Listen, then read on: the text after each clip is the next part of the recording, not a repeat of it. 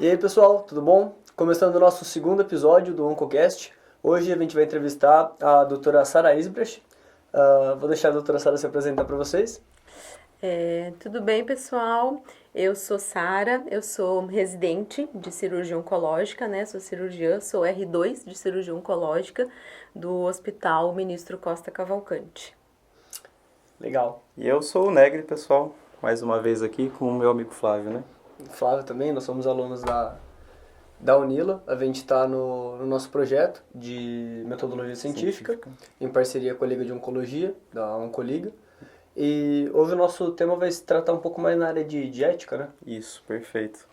Vamos tentar trazer um pouco para vocês aí de ética em pesquisa, como que essa questão ética ela se relaciona, talvez um pouco dentro da área da oncologia, e questões éticas gerais aí dentro de outras áreas também que envolvam pesquisa e trabalhos científicos que necessitam de uma aprovação, né?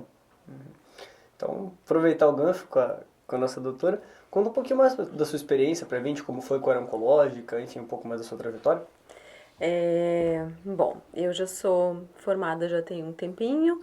Eu fiz residência de cirurgia geral fora daqui, e aí estou no segundo ano, comecei o ano passado, né?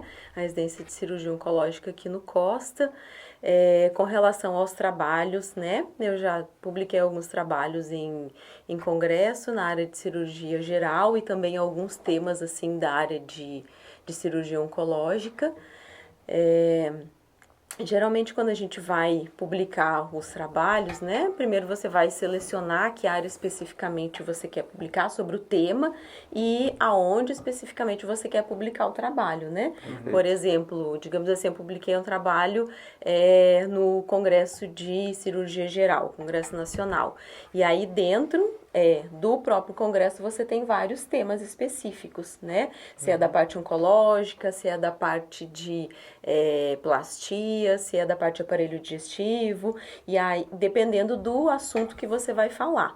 E aí se você vai publicar uma série de casos, se é só um relato de caso específico, ou se é alguma coisa sobre algum acompanhamento de paciente, que você fez um estudo com o paciente, isso dentro da publicação, né? E aí, quando você vai publicar, claro, antes disso você vai fazer mais ou menos um resumo, né, de acordo com os passos. Quando você vai fazer o trabalho, por exemplo, uma publicação, ele vai te dar o número de caracteres, o que você precisa colocar, a introdução, as traduções para outra língua, e você faz mais ou menos um resumo e você sempre precisa ter algum supervisor, tem um número máximo de pessoas que pode apresentar, no caso, que pode fazer parte daquele trabalho, e você vai caracterizar quem que está apresentando, o autor e as outras pessoas que estão te acompanhando no trabalho.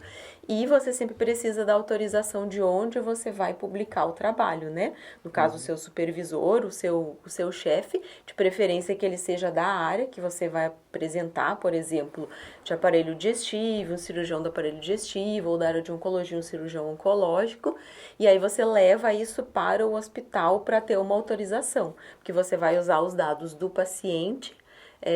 Claro, você não vai divulgar dados muito específicos, o nome, data de nascimento, né? Em geral, a gente nem coloca nem a abreviação do paciente, o máximo que você vai colocar de que hospital ou de que setor, de que área que está sendo publicado ou que você tirou o relato. Então, isso geralmente é o que é informado, sabe? Perfeito. Em geral, não são coisas muito específicas, você coloca o relato de caso, o número de casos, se foi uma série, ou se você fez acompanhamento do paciente. Aí precisa ter uma outra autorização dos pacientes. Quando você faz digamos assim, uma pesquisa, né, ou um acompanhamento a longo prazo dos pacientes da instituição.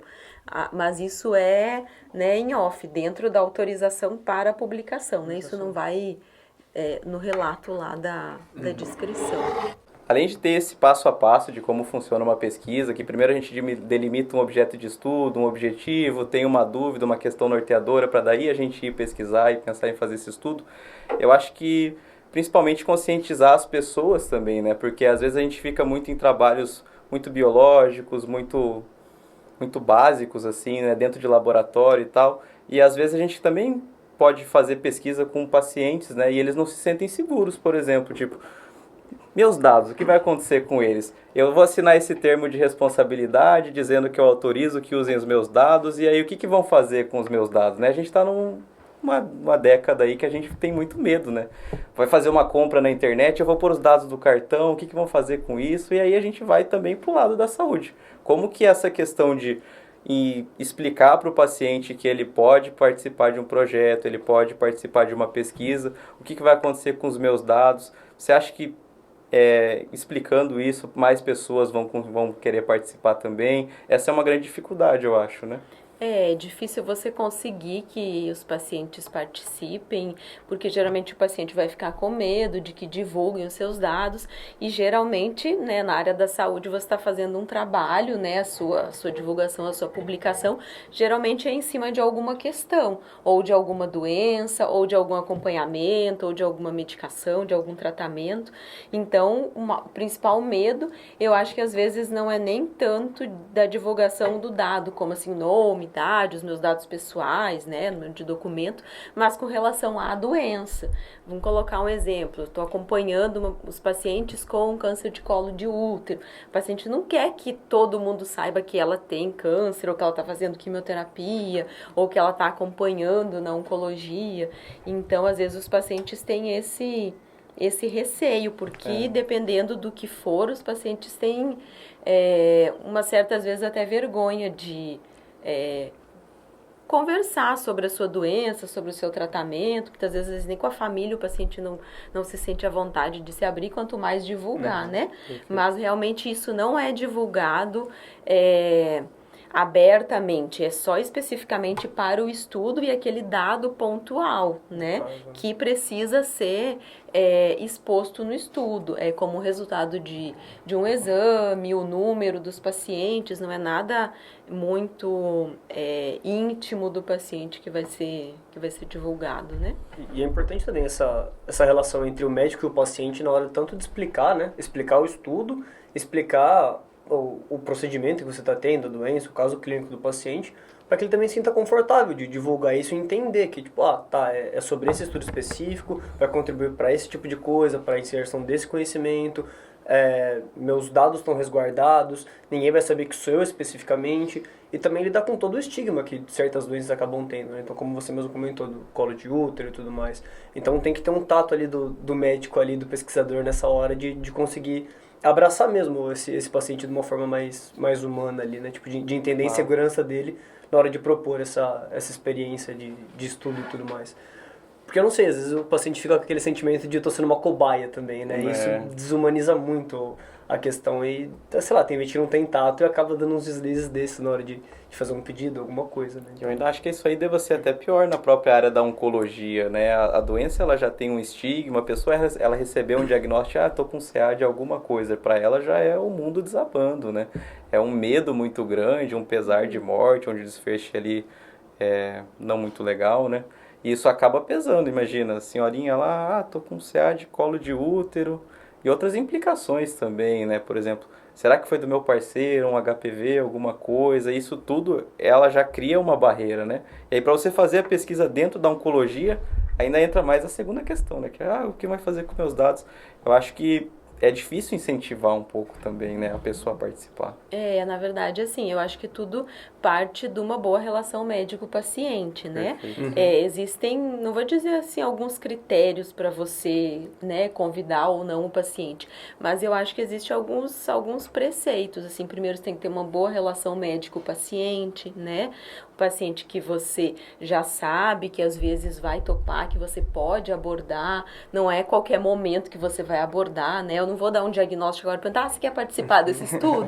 Então, assim, acho que você tem que saber o momento de você abordar, você tem que ter uma boa relação com o paciente para você conseguir abordar também da forma certa, conseguir explicar, de preferência que o paciente tenha um entendimento, um bom entendimento do que é, para que são, que ele entenda com clareza, porque às vezes tem pacientes que têm uma certa limitação do entendimento, às vezes ele vai entender tudo errado, né? Ou às vezes vai entender que envolve alguma coisa financeira junto, né? que não tem nada a ver. Então tem todos esses pequenos detalhes que eu acho que você precisa analisar, né? Você está num ambiente calmo, num ambiente tranquilo, né? Você também não pode chegar e falar, olha, eu queria que você preenchesse isso aqui para participar do meu estudo.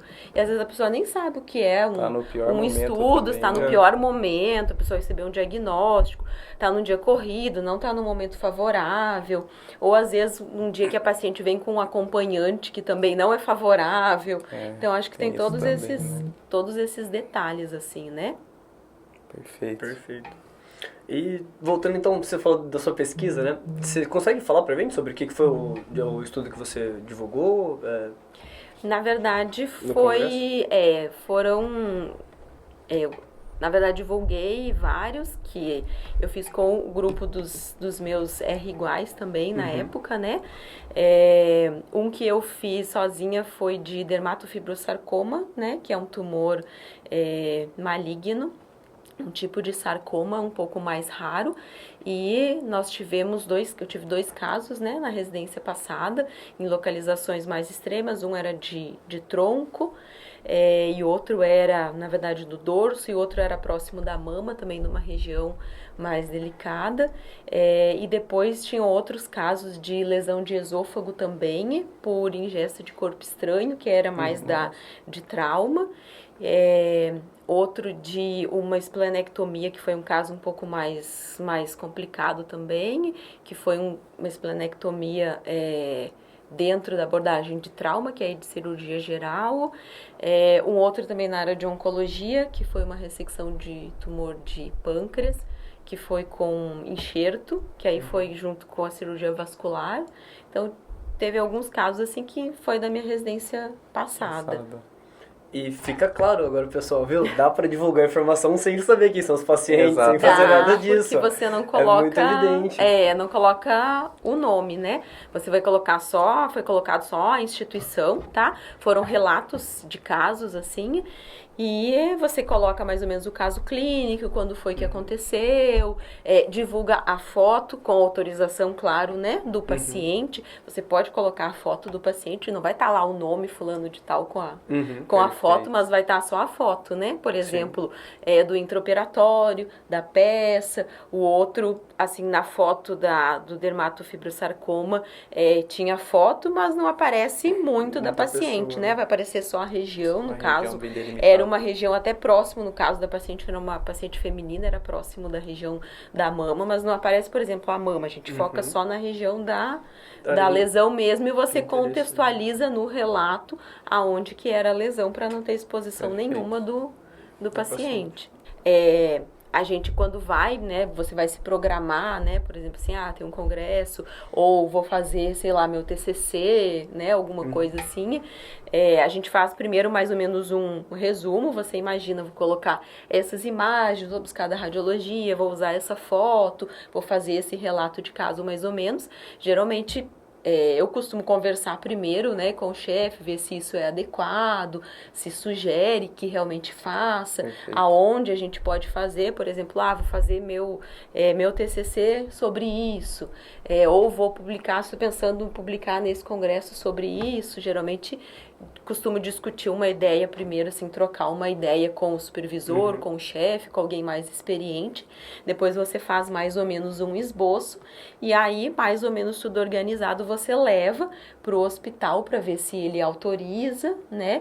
E também, se você for usar, né, imagem, dado, alguma coisa do paciente, pega a autorização, geralmente por escrita do paciente. Você tem que ter o termo por escrito, e do hospital, na verdade, você encaminha os ofícios para o hospital para ver se ele libera você mexer nos dados, ou para a radiologia, se consegue buscar, né? Tem todas essas solicitações, mas isso dentro do hospital, para quando você publica, você já tenha tudo isso. Isso geralmente não vai né? No caso de publicação, não vai. Eu tenho autorização do hospital para publicar, né? Isso é mais uma coisa interna. Para publicação não vai. E é importante que cada hospital, cada instituição tem suas próprias regras, tem seu fluxo ali, né, de como fazer comitê isso. de ética e das autorizações. Às vezes manda primeiro para o setor, né? Às vezes envolve RH do hospital, as coisas, né? Parte de mídia, de divulgação. Isso é interessante porque aí esclarece para o pessoal de casa, né? Ah, não é só a ética do profissional que está ali te tratando, que quer desenvolver o estudo que conta. Tem todo um arcabouço por trás, uma burocracia, uma grande quantidade de pessoas por trás que também estão ali, né?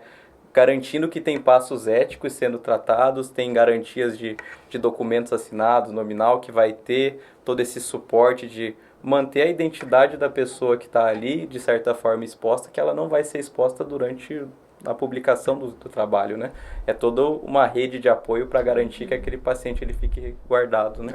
E não só de identidade, entra todos os aspectos que a ética traz, né? Também. Então, desde como ele vai ser tratado, cuidado, a forma como é manejado o caso dele, tudo isso também acaba sendo envolvido na hora de você fazer esse estudo e passar por todas essas etapas de aprovação. E essa questão, ela já fica prévia, né? Porque nessa conversa aqui já fica intrínseco que se você não tem uma boa relação médico-paciente, você não trata ele bem, você não resguarda ele de determinadas coisas que ele já deve ter sofrido em processos anteriores, em relações médico-paciente anteriores, ele também não vai ser aberto para querer participar, né?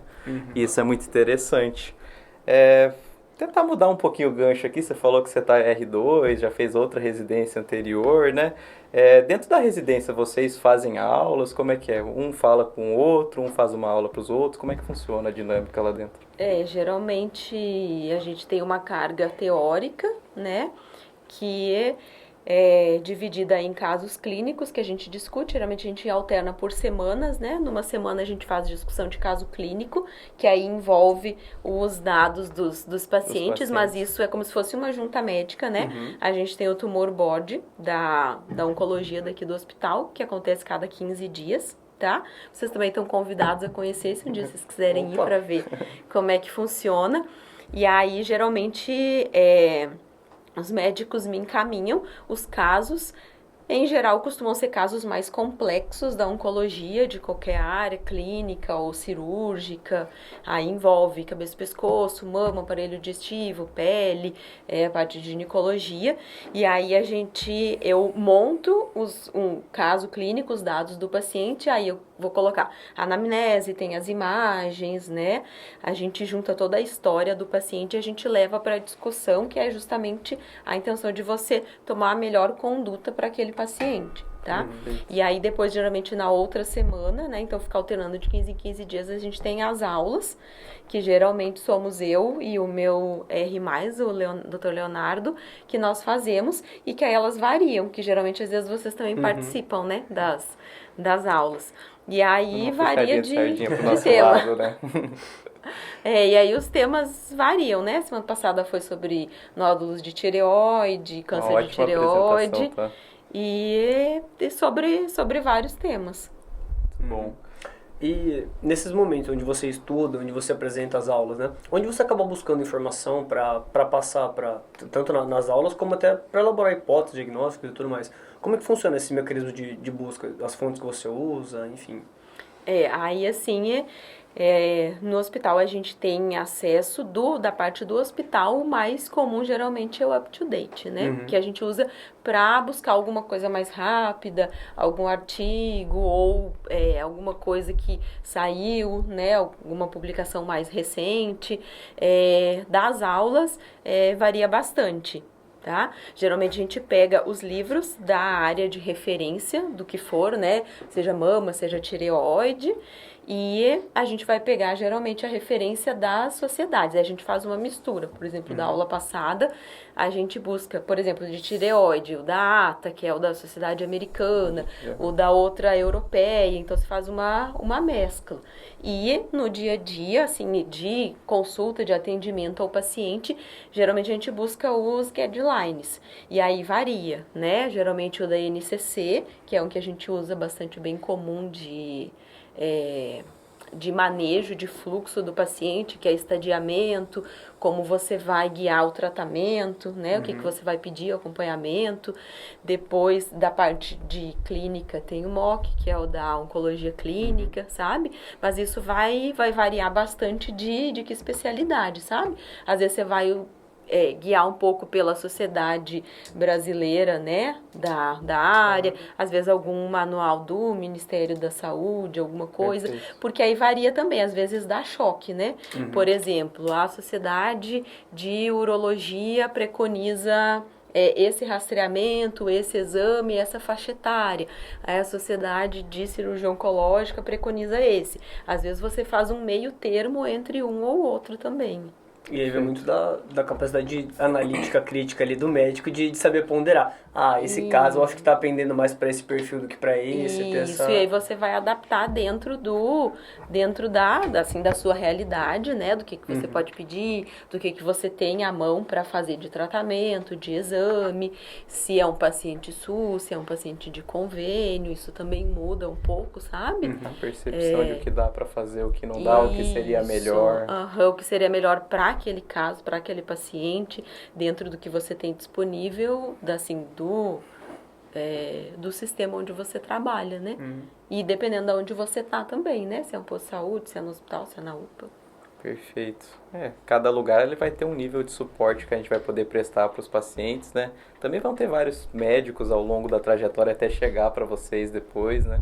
E tudo isso é importante, né? A pessoa ela se manter atualizada, por mais que seja muito conteúdo na medicina, né? Algumas coisas a gente tem que tentar ali se manter o mais atualizado possível. Pensando num sentido de que hoje a gente vive um mundo que tem muita informação rápida, os pacientes eles já devem estar chegando diferente do que chegava um tempo atrás, né?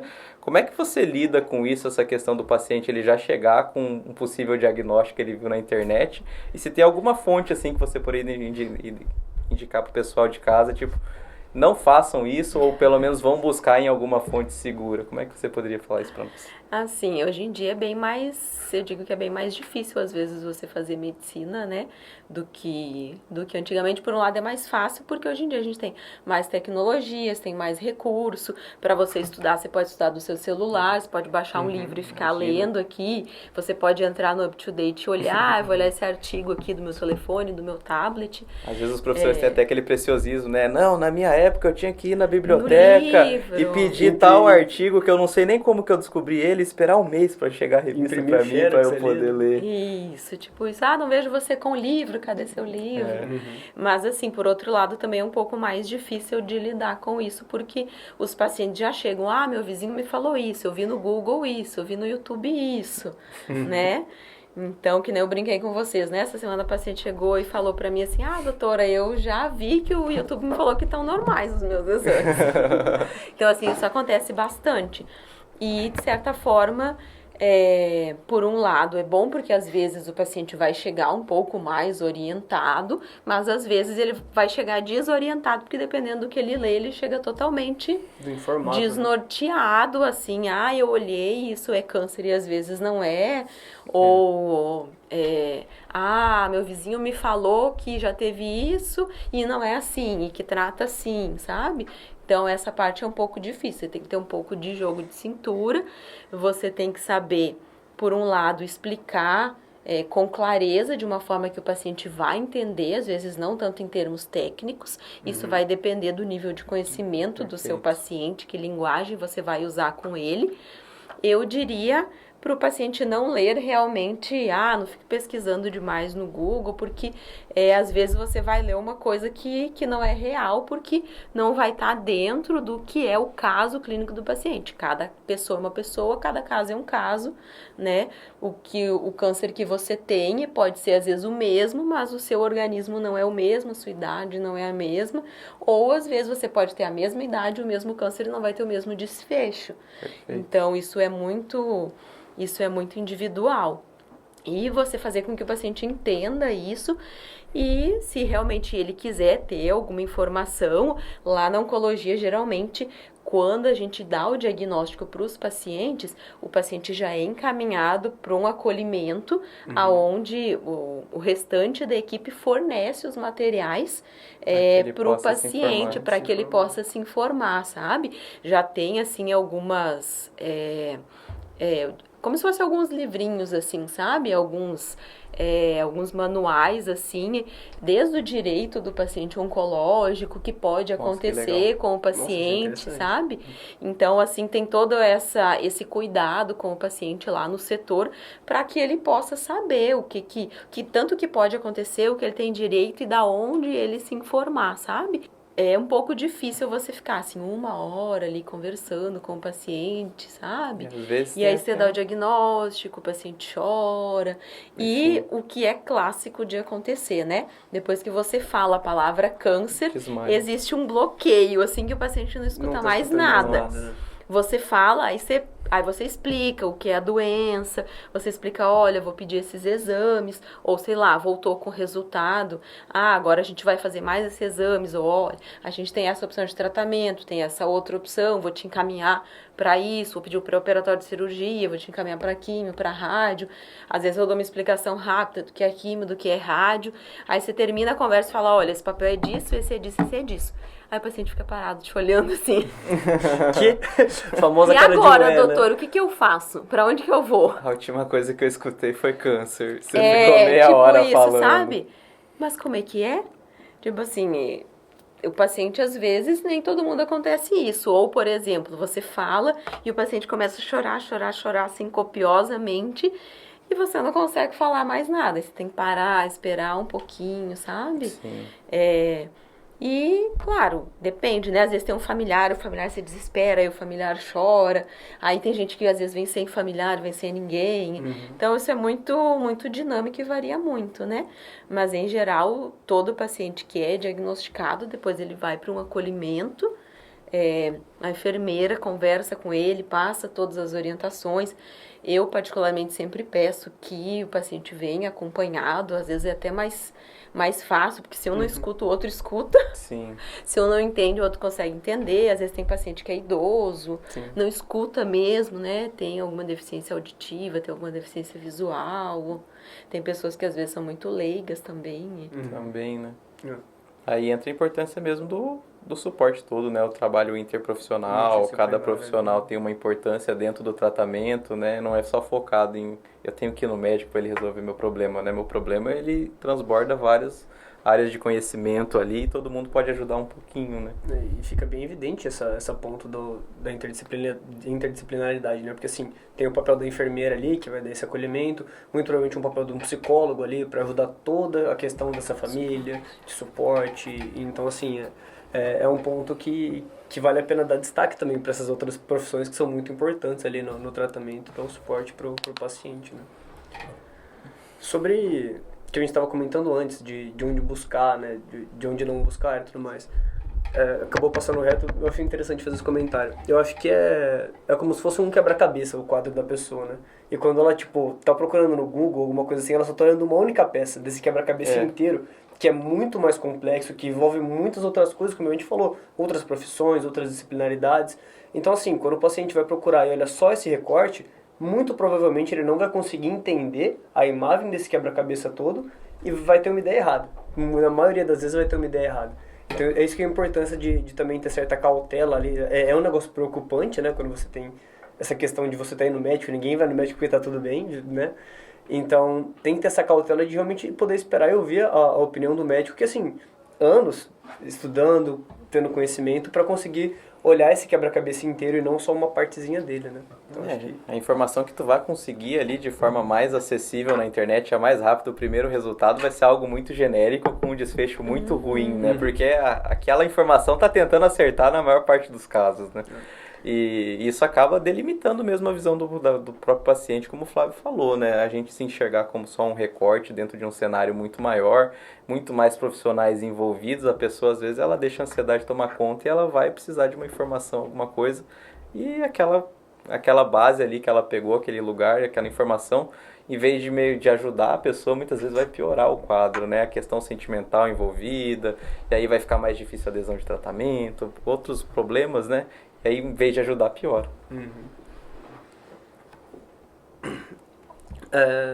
Perguntas que o pessoal mandou? Você acha que eu acho que é um bom momento aí, produção. Cadê as perguntas da caixinha? Tá no WhatsApp aí. Tá. Quer que eu faça ou vocês fazem? É claro que você tem claro que que você vai fazer, fazer, né? né? Trabalha aí, pô. Tá bom, a gente abriu a caixinha do Instagram ontem. O pessoal mandar as dúvidas, aí surgiu algumas aqui. Eu vou filtrar as melhores porque a gente já estourou o tempo já.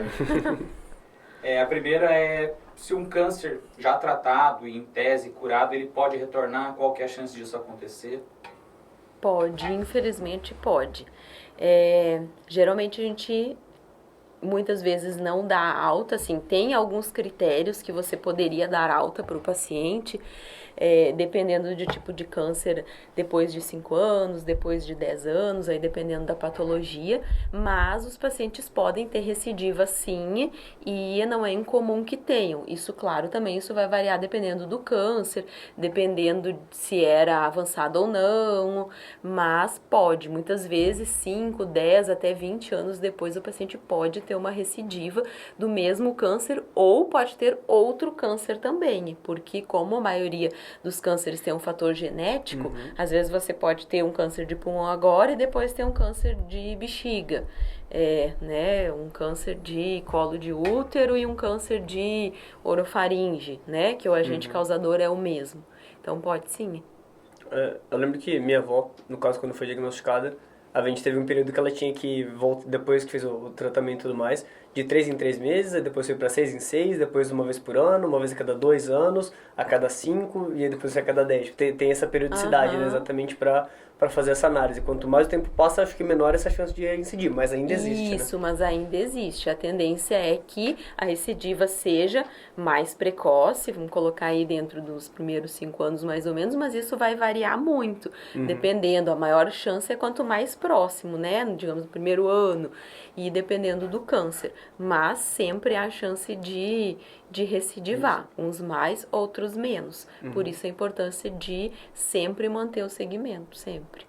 Legal. Vamos para mais uma? Essa aqui pergunta quais são as maiores dificuldades no avanço de tecnologia para tratar o câncer e para onde você enxerga que está indo as pesquisas no sentido de tentar evoluir para encontrar melhores tratamentos.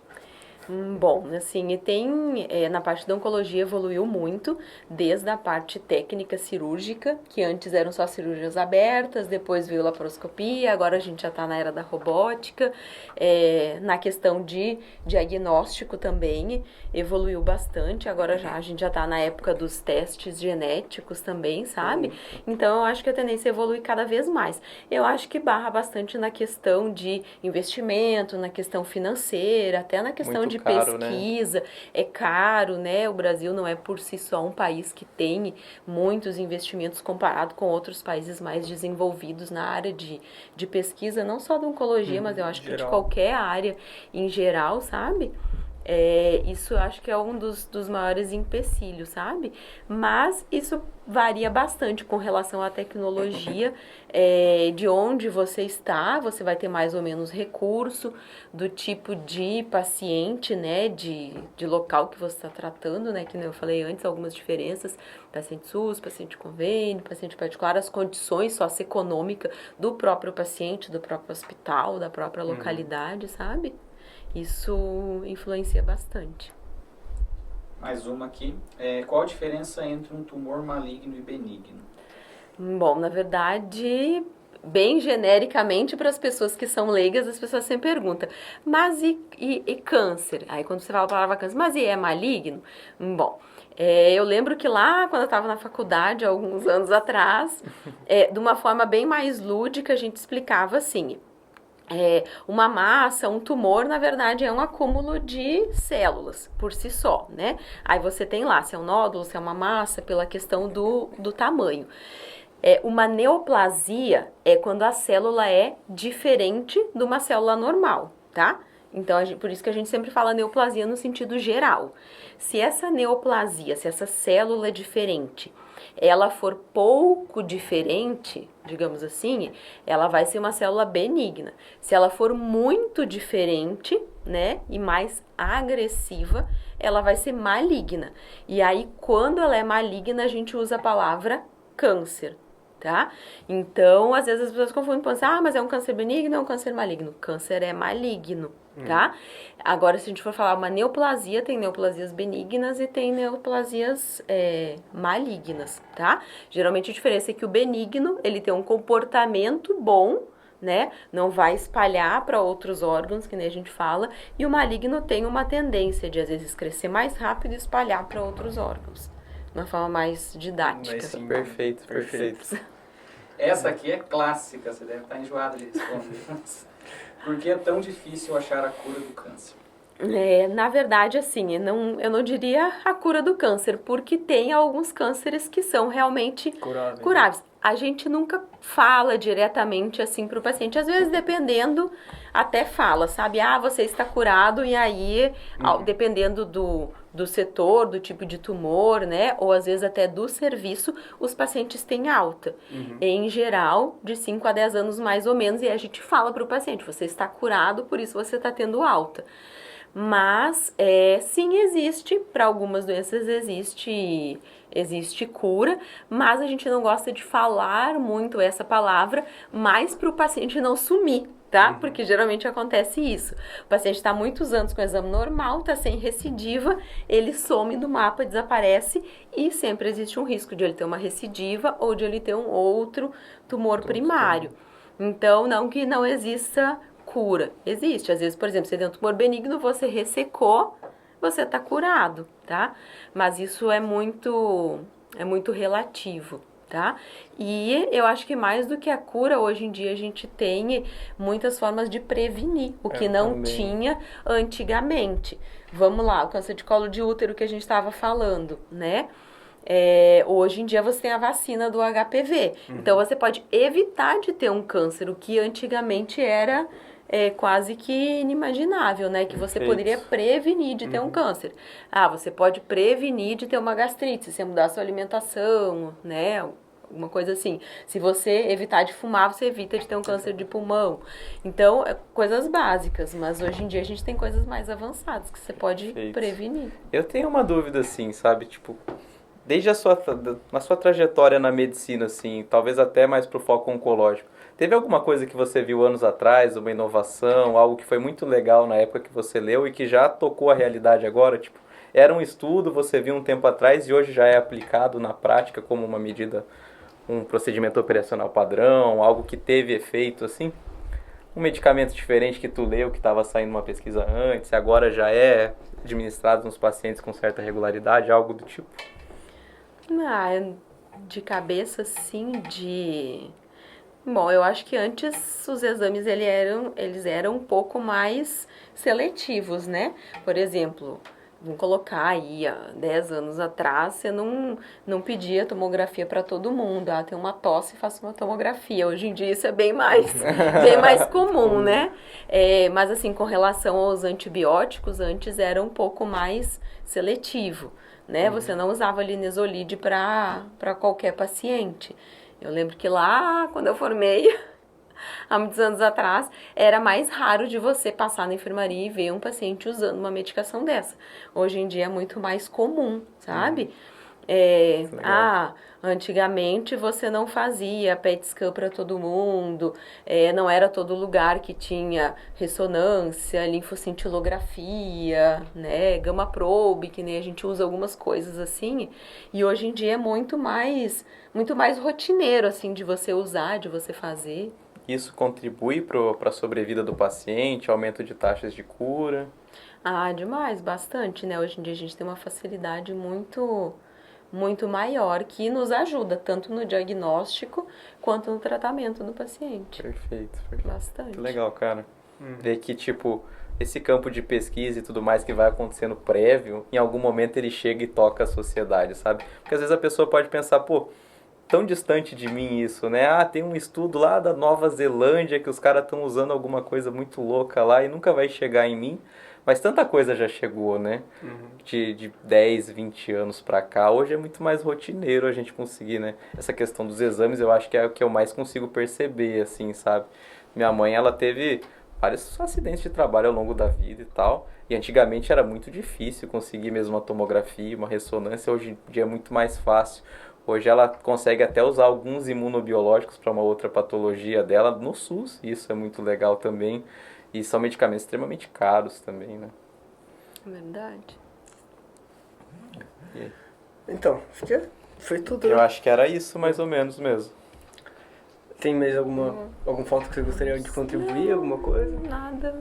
Indicações, você aí que tá com uma dor em algum lugar, aparece no Costa, a gente tem uns livrinhos lá. Eu acho que era mais ou menos isso pra hoje, galerinha.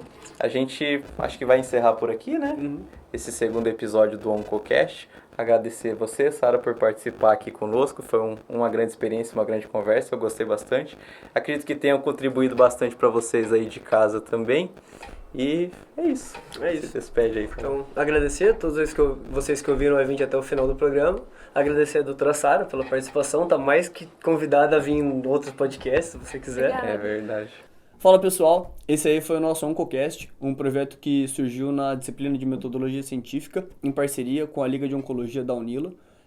Ele é formado pelos alunos eu, que sou o Flávio, o Caio, o Negli, o Vitor e o Osiris, e ele é coordenado pelo professor Robson Zazula. Ele que vai dar todo esse nosso suporte nas aulas dele de metodologia científica, e a gente buscar esse aprendizado nas aulas de metodologia focado na oncologia, que é o foco do nosso projeto. É isso aí, pessoal. E a ideia vai ser, mais pra frente, a gente começar a trazer outros profissionais também, pra gente entrevistar, não só profissionais, mas também pacientes e tudo mais, pra enriquecer mais o nosso conteúdo aqui.